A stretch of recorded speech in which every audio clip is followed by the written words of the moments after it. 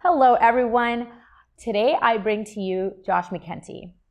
Josh has built and sold a few tech companies, including OpenStack. He's also former lead software engineer at NASA. He is recipient of a few awards, including NASA's Ames Honor Award, as well as San Francisco Business Times 40 Under 40 Leader. Now, Josh is working on a new venture, EQ Labs, which aims to address systematic issues of workplace discrimination. And I thought it would be really insightful and valuable to hear from a straight white male on what his experiences have been in discrimination within the workplace and how we can address these issues and just hear a different perspective. I had an incredible conversation with him, and I'm so excited for you to hear it. Hello, everyone. I am so thrilled to be here with Joshua McKenty. Josh is great. Thank you.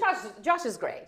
No informalities. Anyway, so Josh and I connected about a month ago, and we just started talking about diversity inclusion and discrimination bias, and I was like, oh my gosh, like this topic coming from a white male to me was exciting. Because we need to be having these conversations. So here I thought we would do this Q&A with Josh on the topic and what his thoughts and experiences have been in this space. Fantastic. Josh, how do you feel about this? I feel like it is long overdue. Honestly, it's not only long overdue that we're talking more about it. It should be an all the time conversation until it becomes something we don't have to talk about anymore. Yeah. But it's long overdue that people like myself are talking about it. Rather, the way, one of the worst parts of discrimination is that we expect those who are discriminated against to be the ones to bring it up and address it. Yes. Like, on top of being discriminated against, you also get the extra emotional labor of having to work on that as an issue. And that, I just feel like, Wow, thanks for sharing that. Emotional labor. I feel it. I really feel it. Wow. So when was it the first time that you realized that discrimination bias exists in the workplace and it's real? I actually grew up with stories about discrimination. My grandmother, my father's mother, was one of the first women to become a doctor in the province of Manitoba. And so her stories about being in medical school and being discriminated against and forced to eat with the nurses and forced to, there were no accommodations made at all because the male doctors, the men doctors, didn't think she belonged there. And so even getting through medical school, let alone the workplace, it was just something I grew up with, just this awareness of like, oh, the workplace is not fair. Yeah. It's not equitable. Yeah. And that hasn't changed. That hasn't gone away. So I think I was already aware of it even before I got to the workplace myself. So I'm going to ask you this question just as a follow-up. You have worked in tech for decades. Yeah, forever. Yeah. Forever. When was it that you probably saw it happen. Oh, yeah. And when was it then that you were like, you know what, this is too much. I'm going to be the one to do something about it. In Victoria, I was working at a company called Mercurial Communications. It's sort of funny. How long ago was that? So I moved back to Victoria to take a job at Mercurial Communications in 2001. 2002. Okay. And so this was 2003-ish. We had gone from being a very small, sort of 10-person company up to about 120 people. Oh, wow. We'd hired all sorts of people. And I had a woman of East Indian descent working in the office. I don't want to name anyone's names because I didn't ask them if these stories are okay. She was a great engineer, still is a great engineer. And we had another East Indian man in the office who went to her and told her that she shouldn't be in the workplace, she should be in the kitchen. And she brought this up to us, and I was like, oh, no, this is not happening in my workplace. And so I was in sort of middle management. I said, I don't want him in the building, I want him gone by the end of the day. And our HR staff said, you can't fire someone for that level of discrimination. It's a first time thing. And I was like, I don't care. Like, it's not an attitude that's okay. So what do we do? Like, anyway, that was the first where I realized not only was this like pervasive, but that what I thought the sort of natural outcome could be or should be legal wasn't even legally possible. They're like, you can't, you know, like it doesn't work that way. The party who's being discriminated against doesn't have those kinds of rights, and you don't actually have the right to preserve the workplace you want. So there's a lot of changes required, and that was the first time it was like, this is going to be part of what I do every day from now on. Wow, that's fantastic that you shared that. This just brought back so many memories for me. Like recently I was just asked by somebody I know, and they were like, why do you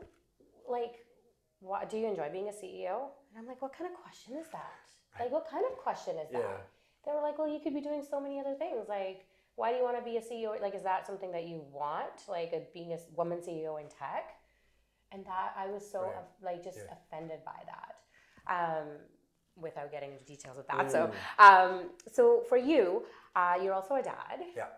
And I wonder, I mean, now that I know so much more, I actually question that. But I wonder if that, and you have two daughters? 2 daughters, yeah. Okay. So I wonder if having 2 daughters has been a catalyst in what you're doing. It wasn't the original catalyst, but it has certainly put fuel on the fire. And there have been occasions where I have seen, just the way that students are treated by their math teachers, by their physics teachers, even by guidance counselors, folks who should know better. It's 2019. Yeah. Everybody should know better. Yeah. But I was at a tech conference with a group of dads of daughters talking about this and whether or not, and there's a lot of pushback of folks saying, hey, you shouldn't have to be a dad with daughters in order to be aware of these issues. You also had a mother. You probably have sisters. Like there are other women in your life. There is something very deeply personal about having daughters. Yeah. That, even more so because you're responsible for them in a really profound way. And then you want to do more for them because you're responsible for them. You start looking at the rest of the world going, where are the opportunities for them and why is it so unfair? Yeah. It makes it more poignant and more personal, but it wasn't the thing that made me aware. Yeah, thank you for sharing that. I definitely do find a lot of the male allies that I have. Interestingly, they're all, apart from Maxim, they're all fathers of, little girls or young women. And I'm going to ask you one last question. So you are clearly, an ally for women in the workplace, for visible minorities, and you stand up for them. How can women and other, again, visible minorities identify men like you? Is this something that you can do to help me know that, or let me know that I can approach you and you're going to be there? Let me say 3 things. First, the first one is the term ally, which I like but I don't love. There's a great article by Feminista about using the term co-conspirator instead. And the spirit behind that is that an ally can choose to stop being an ally. A co-conspirator is in trouble along with you. So when it gets hard, when it starts costing you something, they're still there. Yeah. Right? Whereas an ally might decide, ooh, this has gotten uncomfortable, I'm going to sit this one out. And I really think about that when I think of what we need allies to do, which is usually to confront discrimination and to confront bias. There's a lot of scientific evidence that shows that's received better when it's delivered by someone who's not the target of the discrimination. So a white straight male calling out another white straight male for being a jerk actually is heard better. And it needs to be something they're going to do on their own, not be prompted to do. It needs to happen in public. It needs to happen in front of everyone else. So I'd say in terms of identifying allies, if you see someone taking a personal risk or spending their own political capital or their social capital to confront people about bias, that's a good sign. If you see them listening and actively trying to learn how to change their own behavior, that's a good sign. People announcing themselves as allies is not usually a good sign because that's a free activity essentially.